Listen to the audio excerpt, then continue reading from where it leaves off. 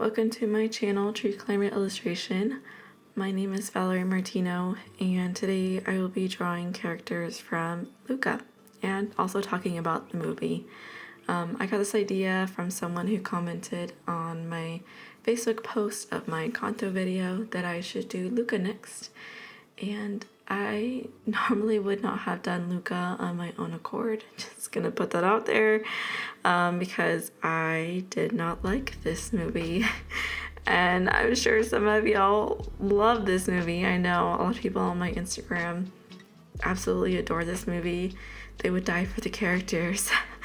But I did not. I mean, the characters were fine, but I'll talk about it in the rest of this video. But I've seen this movie a total of 2 times, and the second time I only watched it so that I could come up with some positive points to balance out the negative points I have to talk about this movie.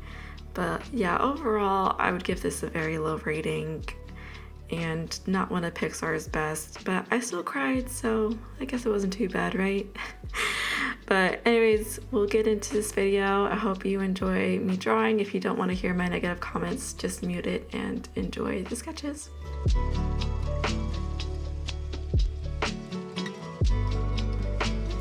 So let's start with the good first. I did like most of the characters, I guess like the main characters that were kind of featured in this, such as LUCA. I really loved his curiosity of how the world worked and just what was in the world. I loved watching his little daydreams of the Vespa and of the fish in the moon and flying out to see the stars and stuff. Like, those are really, really cute, and I love seeing those.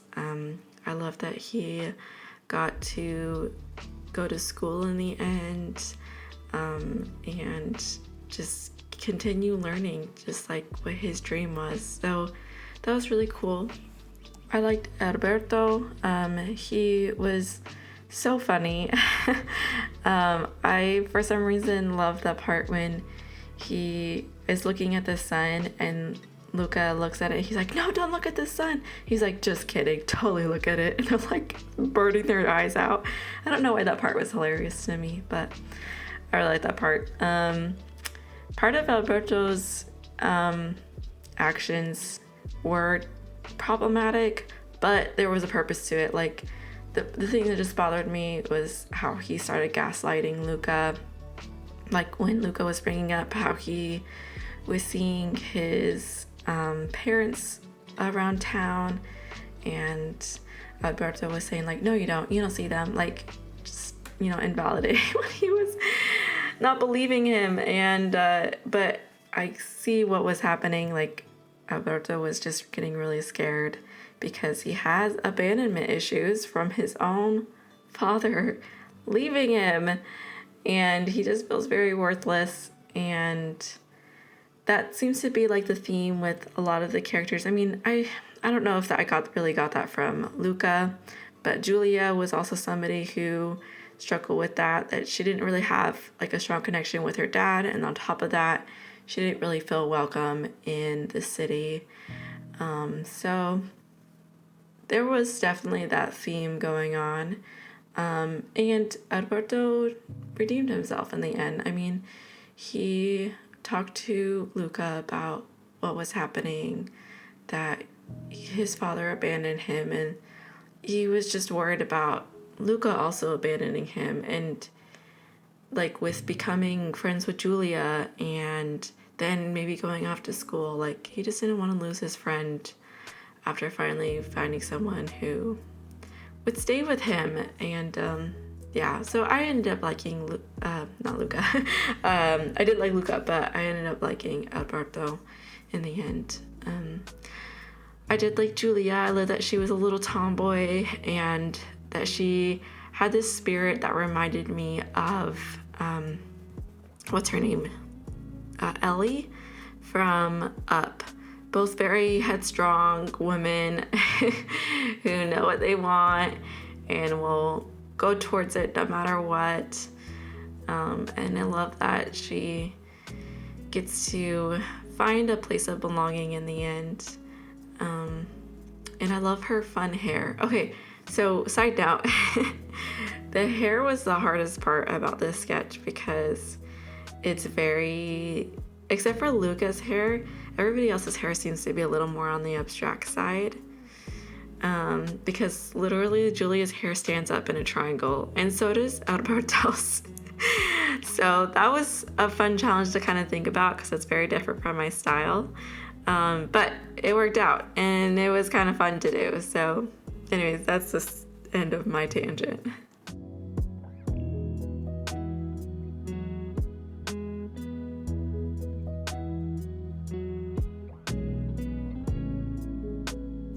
So I did also like Massimo. He was a good character. I love that he had the missing arm, that it came from his birth rather than from like epic battle. I just love that because, I mean, some people do. They are born missing some limbs, and that just happens, and it's nothing to be ashamed of. And I love that Disney and Pixar is kind of bringing out a little more representation. Because I just feel like more people need to see themselves in popular media, you know? But I also just love how he slowly came out of his shell. He wasn't really one to show love, but he just saw the pain that was happening with Alberto, and maybe even was desiring to have a son. You know, maybe one of the reasons he was having a hard time connecting with Julia is because, I mean, she's not always there, and she's a girl, and maybe he just always wanted a little boy. I don't know. That's no excuse for him not really connecting with his daughter, but I do love that he took in Alberto in the end. And if you guys haven't seen Ciao Alberto on Disney Plus yet, that is a very cute little short that they came out with after the movie about Alberto and Massimo just kind of connecting and learning to be father and son. Because Massimo mentions like how his father was never one to speak, and he got angry very often, but they always found a way to fix it, and he wanted to fix it with Alberto. And I don't know, I won't spoil that one. Y'all should see that. It's very cute. And yeah, I just liked how everything worked out with Massimo and how he just had this unconditional love for these people who ended up being sea creatures.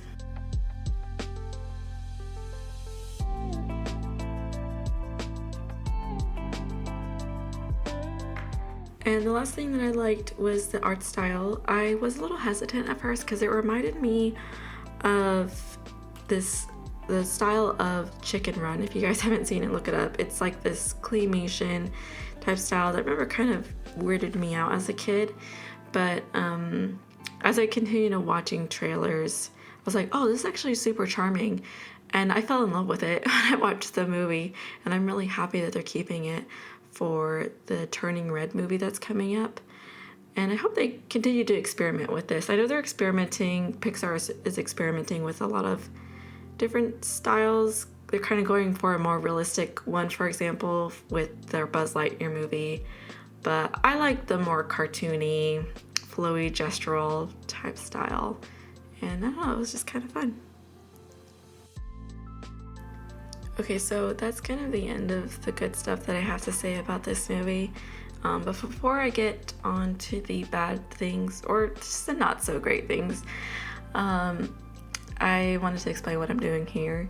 So when LUCA first came out, there was this art challenge going around on Instagram called Lullaby.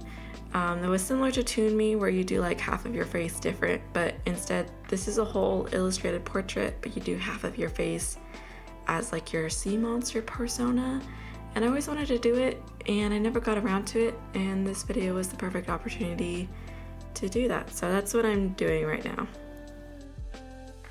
Okay, so now on to the not so great stuff. And this is the part that for you who really love this movie and don't want to hear it, just mute it or walk away from the video or whatever. But okay, so the number one thing I did not like about this movie was the villain, whose name I can't remember right now. I'm gonna call him Catfish Dude because at one point Luca insults him and says, you look like a catfish, or you are a catfish. And it's because he has like this whiskers and he's a bottom feeder. I don't know. That was like just a great insult because it's very accurate. He just really bothered me. He was super violent, like unnecessarily violent. Like, this is not a superhero movie, right? So there's no need to be super violent, in my opinion. Like, there was this part where he is in the boat and he sees Luca and Alberto and Julia, and Julia's practicing swimming, and he's like, I'm just gonna ram my boat full speed ahead into theirs. Like, he literally could have killed them. And thankfully his friends had more sense than he did. But he was just... And then at another point, he throws a harpoon at them. And then the adults let him get away with a lot of cheating in the games. And also, like, he shouldn't have been able to sign up in the first place because he wasn't like 16 anymore. And they're like, you're totally like over 16. And he's like, no, I'm not. Like, why did the adults let him get away with that? Like, I don't know. He was too much for me. If they would have toned him down just a smidge, maybe more than a smidge, he probably would have been fine, but he was way too much for me, and he's the biggest reason why I can't watch this movie again. If I just had a filter that like took every scene that he was in, they just skipped over it, I might watch this movie again. But then I guess it wouldn't make much sense, because one of the big things of this movie was like inclusion and accepting people who are different. And he was just that person who wasn't accepting people who were different, and he thought he was superior. So I don't know, but I didn't like him. He was just way too much. The other thing I didn't like about this movie were the parents. They were so idiotic. And maybe they're going with comedy, but I didn't even find them funny. Especially the father. And maybe this is just because I don't like the archetype of the idiotic father. I've been really pleased that we've been moving away from that, because that's usually what people do in like sitcoms and just TV shows, like. And for movies, for the longest time, the father was stupid and couldn't do anything to save his life.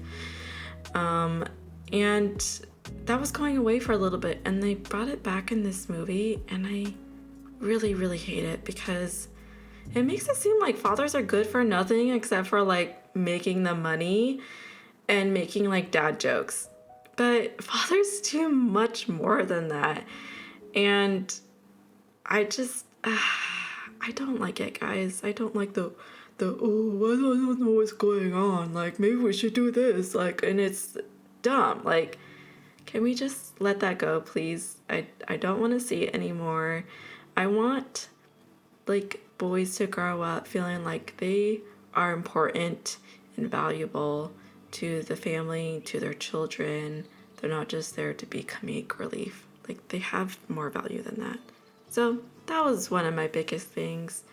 The adults in general, too, other than Massimo, were just really dumb, and just did not care. Like, you know, getting rid of the catfish guy. I don't know, they're just so annoying.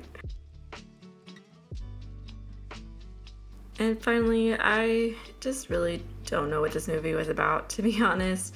It seemed like a movie about a kid who wants to know more about the world, like The Little Mermaid, but also about kids who wanted to be accepted and loved no matter what. And maybe it would fall under the coming of age theme, but even those movies tend to have like an overarching lesson to it, but this just seemed to be going nowhere. Even the second time I watched it, I was really trying to grasp a sense of like unifying motif or something, and nothing ever came up. And I don't know if you guys know what this movie was about in the end, let me know, because I don't know. I've been racking my brain over it, and I have no idea what this movie was about. So that's all I really have to say about this movie. I will probably never watch this movie again. It was not enjoyable for me. The art style was cute, but that's about it. And I hope the best for what Pixar comes out with next, because they typically come out with great things, but this was definitely not their highlight. So let me know in the comments what you thought about this movie. Let me know what you thought about my drawings, and I'll see you guys in the next video. Bye!